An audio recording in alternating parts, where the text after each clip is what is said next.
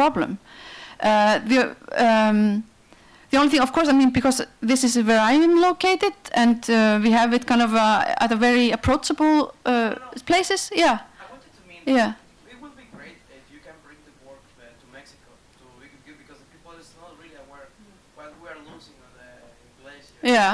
Mexico City, in Veracruz, there are a lot of mountains there. We are losing the glaciers. There are the reservoirs of water. Yeah, of course, yes. Yeah. Unfortunately, now the government is going into changing the idea of protected area into somebody you can harvest make commercial stuff there. Okay. Oh, then maybe we can learn from us because they transformed this big glacier into a national park. It was, and they did it kind of as a way to, because they were building this big power plant on the north of the glacier, and became. That's also it became a huge issue of discussion, and artists were really one of those that were leading the discussion of kind of making people conscious of the effect it would have on the environment. And so making the glacier into a park was a part of the negotiation of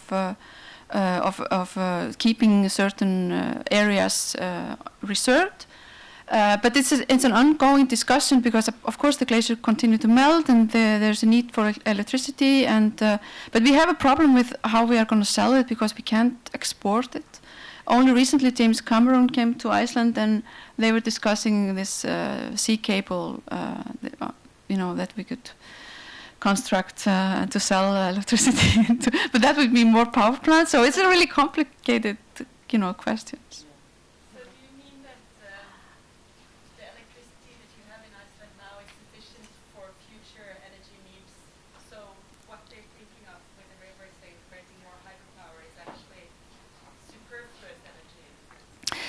Yeah, because I mean we produce enough energy for Iceland and for the activities in Iceland. For the future as well, we have more than enough. I mean, we are a little bit careless about how we use it because it's cheap and we have plenty. Yeah, and so what they are doing, they are inviting big industries to come to Iceland so they can sell them the electricity, so they can produce aluminium and ferrosilicium, and that's to make it into a profit. So that's was what this discussion were about how the way we are using it. There's also a big issue. Because it's kind of an.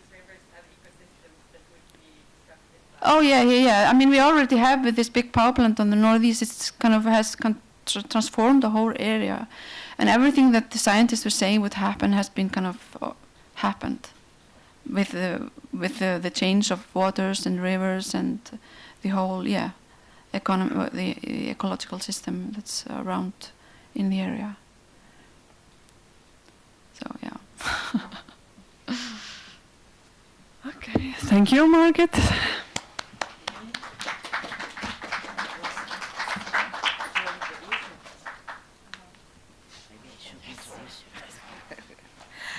Hi, well, now is next speaker is Rasa Smite, so I'm going to introduce her. Just Rasa, I don't know, many of you know her. She's the founder from RIXI, the Media Lab laboratory, the Media Lab in Latvia, in Riga. She has been since 1996 founding like different. I mean, till it happened in Riga. Before it was called eLab. So she's an artist, of course, an editor of. She has been editing many books. I mean, I'm not going to tell all of them, but and we have a work made by her and by writers here. It's in S12 Gallery, Pond Battery, and I mean, we are very happy that she is here because I think she can tell us quite a lot about the renewable futures and energy. Okay, thank you for nice introduction.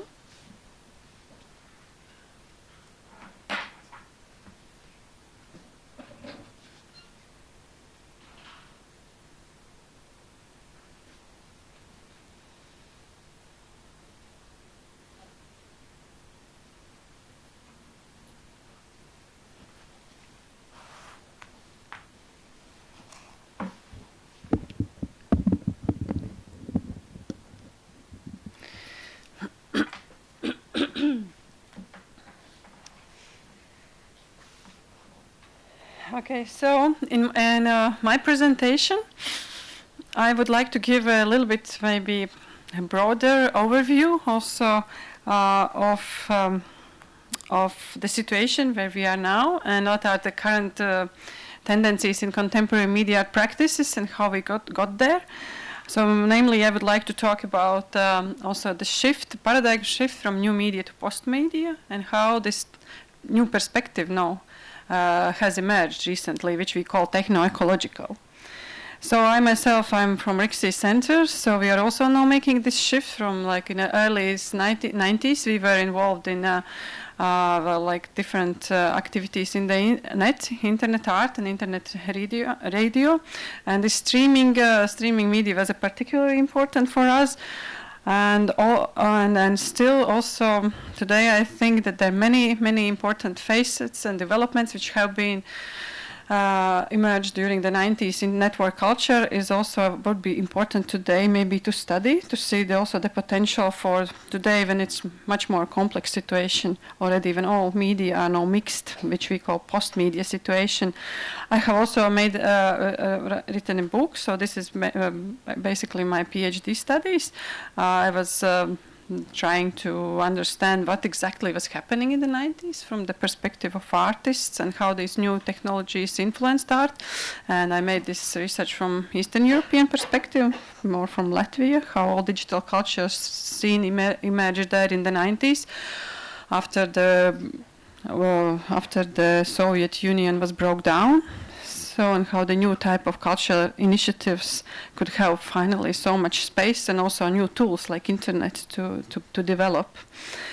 And but I think these are some of the, just to mention this, some of my conclusions of what I think is contemporary media practices today is important. I think the situation has changed because it's not like in the 90s, so there is not anymore one single medium which would be dominating or which would be more interesting or which would be like avant-garde, like the internet probably was for artists in the 90s, so it's all media more or less equal. So there are many authors who refer to this, starting Rosalind Krauss, also Peter Weibel, of course, and Levmanovic, and also more recently Domenico Caranta has written the books about new media and post-media.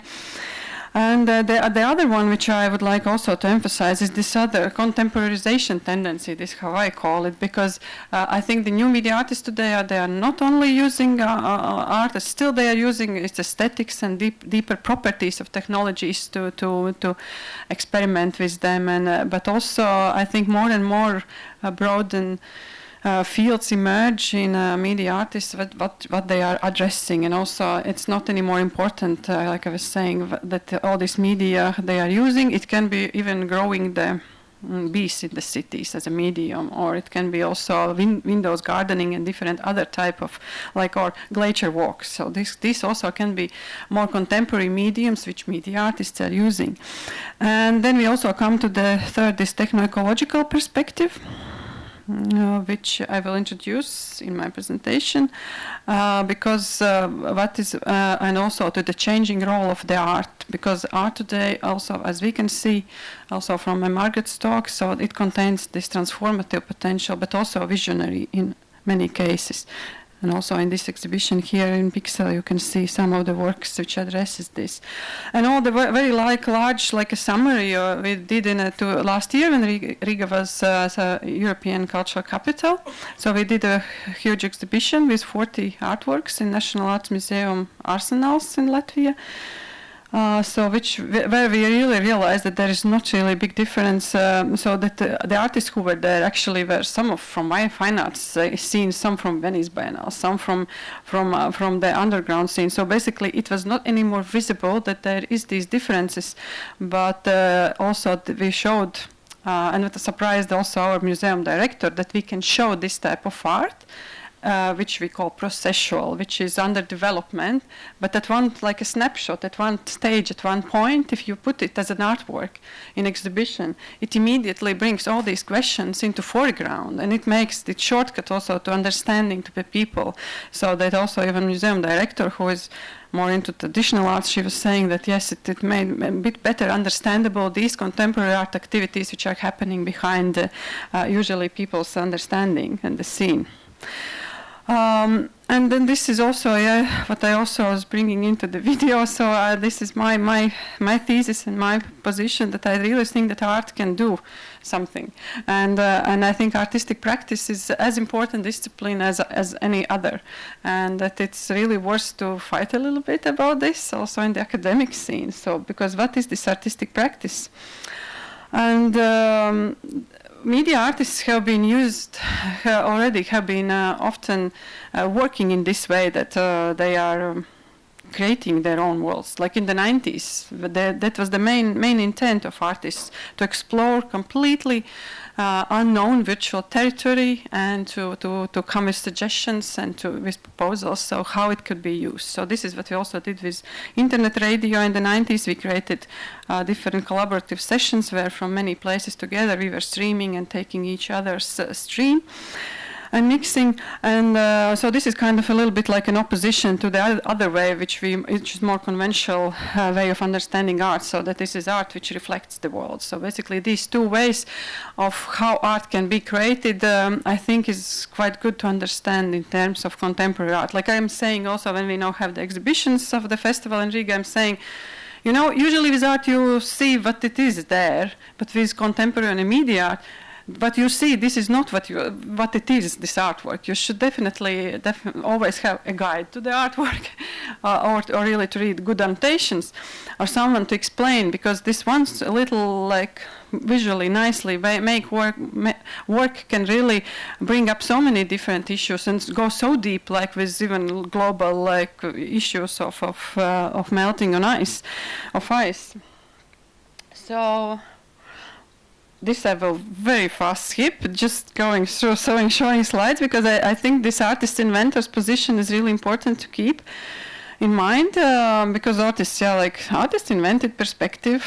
They didn't so much made a big separation between science and art, maybe, I don't know, back then in the 15th century. Then also it was another discovery of what artists did in the beginning of 20th century. They refused the perspective, and they started to propose conceptual spaces, like with suprematism space, which is space without the borders, like this Malevich or other artists who were it's kind of the beginning of understanding of a conception of the space, which also refers to electronic space, which is deeply conceptual. It's not it's not a space as we understand the space. And also then it's interesting to, I think, these technological inventions which came into parallel to the developments into modern arts throughout the 20th century. But what is maybe important, why the complexity today is so big, like glaciers are melting fast, but also all these technologies together and different developments in art are happening very, very fast. And this is because for nearly 100 years, all these different lines of technologies also were developing separately, even not meeting. So like telecommunication and broadcasting media, and also computing technologies a little bit later. And only into the 80s, 90s, so this I will skip, only in the 80s and after computers and the first internet finally was working already on translocal levels and transatlantic connections were set. Only then when internet emerged we can talk about these new conditions, when finally communication technologies met with the computing and also social networks were finally together with the technological infrastructures, and then we could talk about such social technical formations as virtual networks, or social, also social network communities today. And in the 90s, here we are young and happy, and because we were so happy about the internet, because this was finally the space where to escape. Of course, this was the most important. Today we want to fight, but that time we were happy to escape, especially because, but however, there was not so much things to escape, because in Latvia nothing was functioning, because the traditional cultural scene was completely out of anything, so it was not interesting, and nobody even really did what's happening. So that's why it was particularly very easy for artists in these terms to create new inputs into this scene, which is not anymore situation today when contemporary art museums are being to build and the National Art Museum is renovated. But that time nothing like this was happening, and internet was just came into the time, and very quickly also with our internet radio activities we developed into like capital of internet radio. It was very short time, of course. It was end of 90s. It was just before all this, the first dot-com boom, when it new economy crashed in 2000. But these are some of the main very important principles which I think are also today in this media-based, technology-based, and working with the science-based art is important to keep, because this definitely contains potential. This is process-based, this is collective, collaborative experiments. Of course, also knowledge, autonomous and shared infrastructures. This also refers to do-it-yourself approaches and feedback creation. We have also worked with internet. After internet radio, we also were experimenting with different other facilities, trying to understand what else artists can do. And this was in 2001, the very first cooperation with the scientists in Urban Radio Telescope. They didn't know what we expect, and they were worried if their results of scanning some objects into the sky will satisfy us. But we didn't know what we want, of course, and we were thinking probably they don't take us so seriously enough, and because we were happy about any type of noise, we didn't need any special signals from the sky. But it also, we collected a lot of data. We used open source approach, so we invited many artists to interpret these data, and many artworks were produced also later and using this sky. So Urban Radio Telescope was one of the three important military facilities in Latvia. And then one was also in Liepāja Karosta. This was the origins where Locative Media Workshop the first took place in 2003, and also the term actually was invented then. So what we started to use. But from this very interesting outcome was a milk project. So this was again how artists in this fast race of technology development try to understand the more human dimension, and to find a way how people also, if these technologies can be useful and in which ways. And two artists, Esther Pollock from the Netherlands and Eva Auziņa from Riksi, so they were spending a lot of time in the Latvian countryside, and they were making this following the milk, how milk has been produced in Latvia and brought to cheese factory, and then later to Utrecht's and Amsterdam's market to be sold.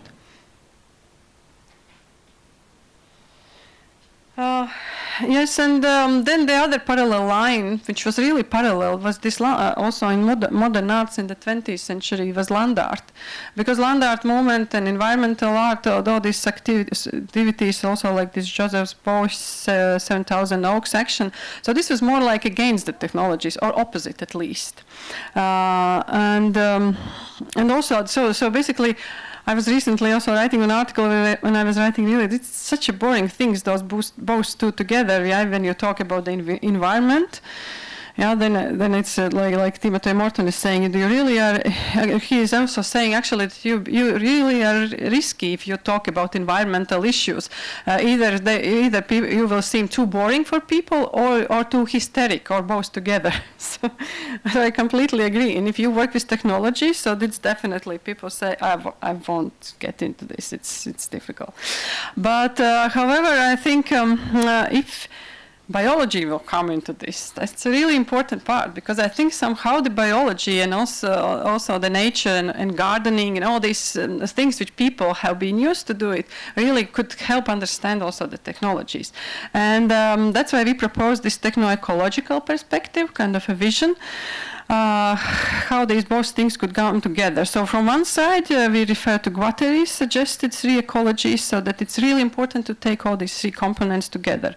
Not only environmental, but also social and even mental, as he proposes. It's internal or subjective, yeah, perception and subjectivity also. And I'm thinking it's important really to think about the next step also, 21st century sciences and technology inventions. And because also technologies are embedded in our deeply embedded in our daily lives also today.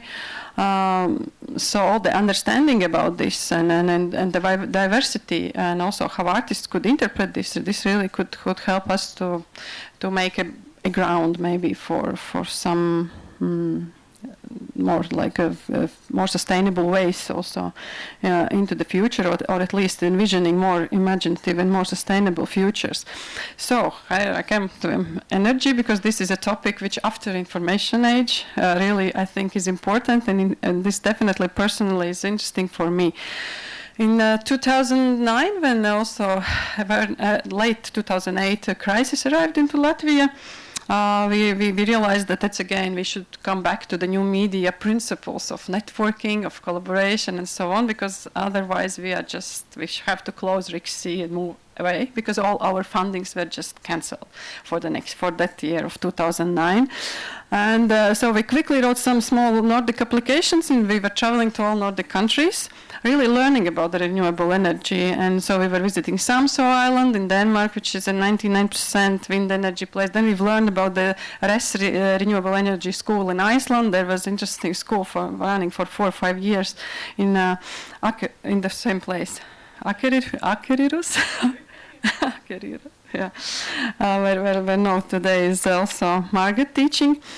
And so this I think is also because in Norway also you have universities, and you are more and more improving this ways how to get oil or how to get oil off deeper places and how better to extract it. So basically, I'm not saying I don't go into this direction saying that all these our resources will be depleted. Maybe not, because people will get better and better knowledge, and they will get more and more out of what it is there. But I think it's more about the changing of the ways how people will perceive it. And I think the Stone Age also didn't end because stones were depleted. So I would rather suggest that it's people's own decision so that we are taking a next turn, maybe just because we are interested in some other ways of doing these things. And so we organized in 2009 in Aisput, in small village of Latvia, the first our renewable network symposium. It was very interesting for me also because I didn't know much about this, but we learned how to make the small solar batteries from aronia juice, and also Gisela was making a workshop on solar boots, and Miko Lajola from Piksel Lake was showing us how to build hydroponic systems, and cultivator artists from artists and farmers, artist and farmer couple from Sweden. They were showing their projects. For example, dinner with cows, which they were organizing. So they are really trying. They even make a big wedding party for marrying art with agriculture. So there are very type of different interesting activities which suddenly came together very, very intensively after this recent crisis. And the other thing is also that in Liepāja University, where I'm teaching, there is the new media art program. We started it in 2007. And now it's full cycle academic education program. So there is a bachelor, there is master studies, and also now doctoral for already third year is going on. And for bachelor we have many students, for masters not so many, but for doctoral we already have 2 students in each year. So and the ideas and how all this artistic research, which is used as a base for make this program, has been developed. Now we can see in more very recently, only about say 7-8 years of this program, we finally can see interesting results. And students are making exhibitions and making really visionary and interesting artworks. We have also made this map how to trying to understand what are these new fields. It's also interactive and it's online because I like all things online. And this is also my slide about building an ice workshop. And now I would like to a little bit with regards to this work which is exhibited here, pond battery. I would like to show also and explain a little bit technology behind it and the ideas. Because this is how we are working with Raitis in RIXI. developing also our own artworks. So what we did, we usually do it. So we have idea. We invite artists and also this time scientists, also to create a context. So kind of they are doing their own thing, but we are learning, we are interacting, and then some ideas comes up. And here we were learning from scientists how to make a bacteria battery technology. And this was also this is a technology where electricity is generated by living microorganisms, bacteria, who live in a mud and water sediments, dirty water or dirt, also in our bodies and blood. So it's technology which just generates very, very low voltage technology. So it can be combined with electronic, this small voltage electronic technology development. This is another project which we work now. But here the basic principle is that you need two separate parts. One with a clean water where is the oxygen, and the other one with this dirt. And these bacteria who are eating these organic matters in this dirt, they are releasing in this process electrons. And if we can connect and make outer chain, and there's comes some little electricity. We can maybe make some LED light burning. So we organized these workshops in various places and experimented in very, very different environments. And also we made out of these installations where we were sonifying also this process of this unstable production of energy by living organisms.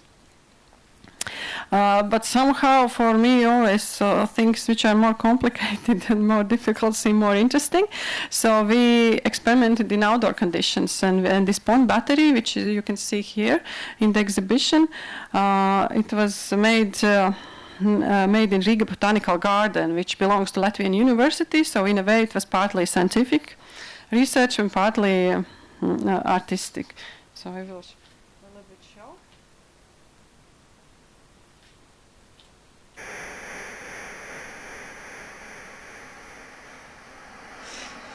I will simply show because I want a little bit just to explain better this work. So this can be seen in exhibition. So here we installed six cells.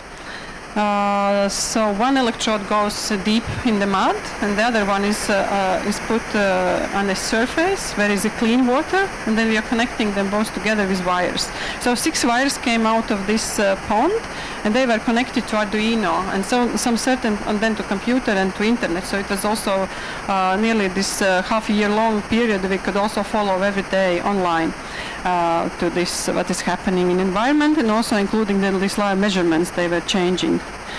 And so the idea was that we wanted to, with this also this sonification process, we wanted to make also a little bit soundscape, also a bit understanding what is happening where we in the nature, maybe like in the bottom of the pond, which we never even imagined that there's something can happen, and also this a little bit this unstable natural way of producing the energy, because it is changing all these parameters a little bit, and this fluctuation was very interesting.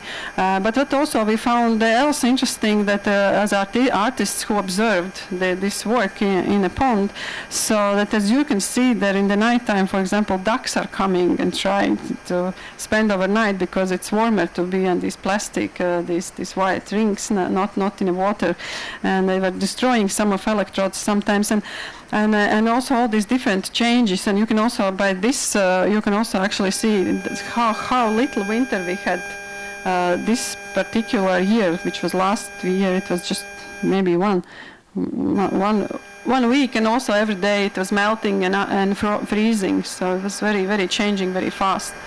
So and that's why we added also this title like Poetics of Green Energy to this work.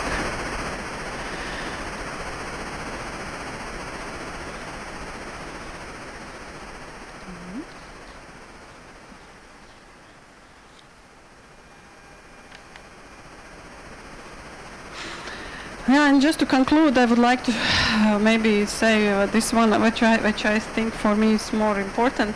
Also, I think today I really believe that more interesting, more valuable things are happening in the mix, where this mix is happening, when biology is combined with computing, where nature with technologies, when different other disciplines meet. Because this also, and also art has a particular potential for it. So because art can offer this platform where to meet much more free than any other discipline. And here, yeah.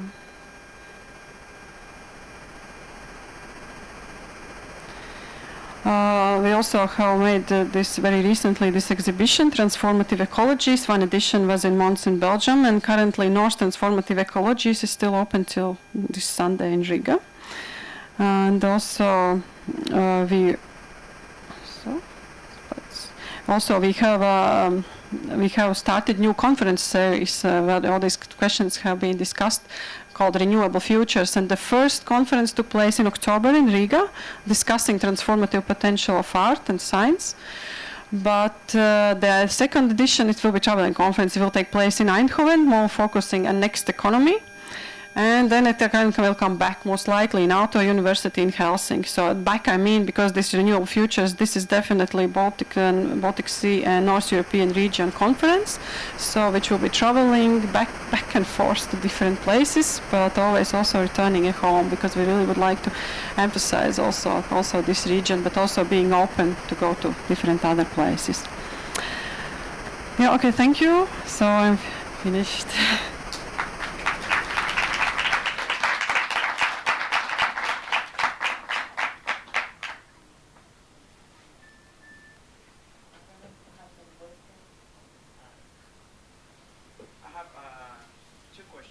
Mm-hmm.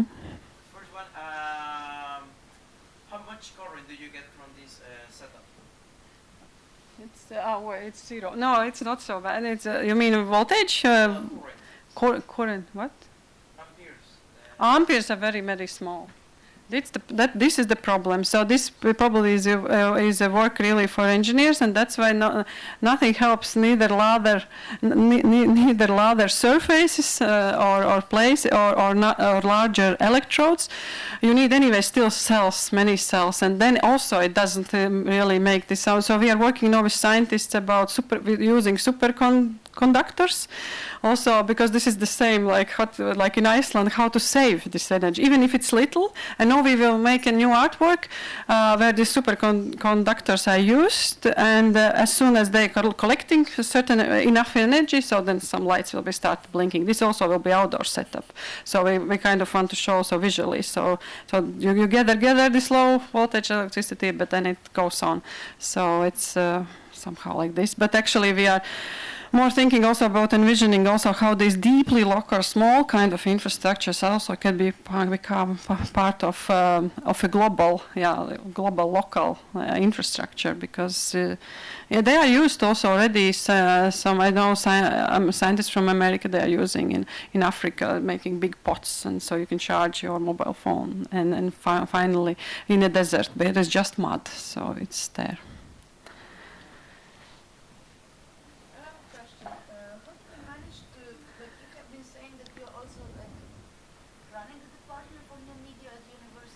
Yes. So, if I understand correctly, you started really small institution kind of initiative from a few people.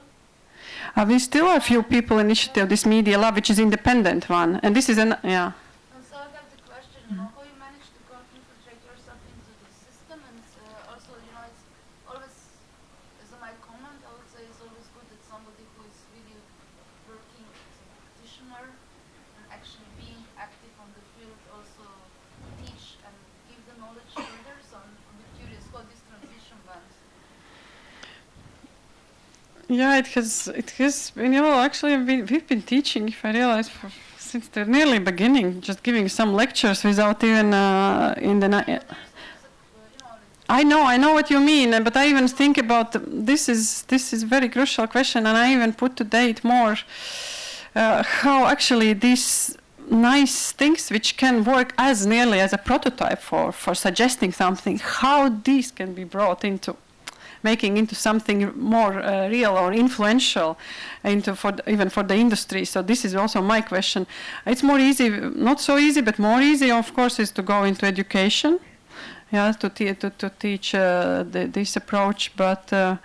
Yeah, but this is because we are special interest also in trying to combine these independent practices and academic background. And also today I'm really interested in finding out how these very creative initiatives, which still can be called the art, but can be taken seriously also from the industry's point of view, yeah, innovative industries, for example.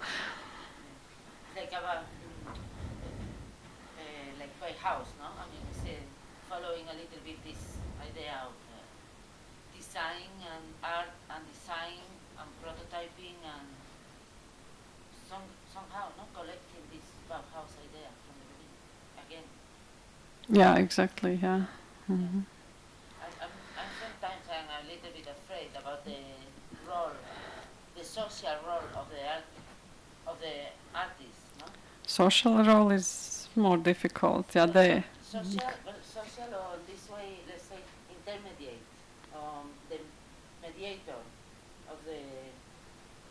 mediator role of the artist. That sometimes I am afraid of that because it's like we have a lot of responsibility. No? I think it's like if it's not, I mean, it's a difficult place to say that. I think, yeah, well, that's maybe true. There is a lot. Yeah, but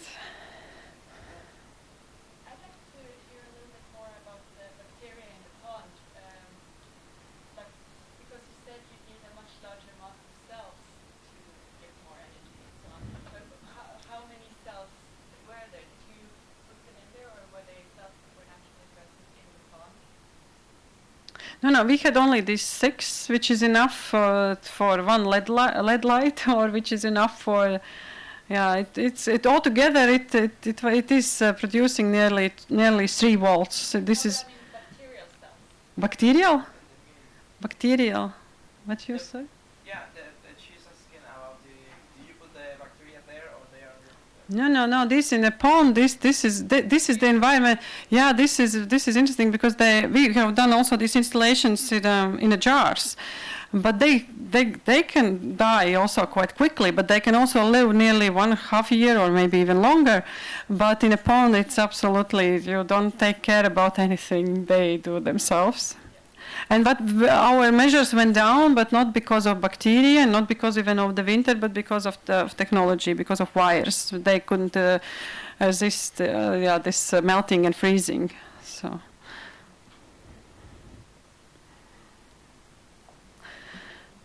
Yeah, okay. So we have a coffee break? Yeah. Okay. So small coffee break and come. Thank you very much.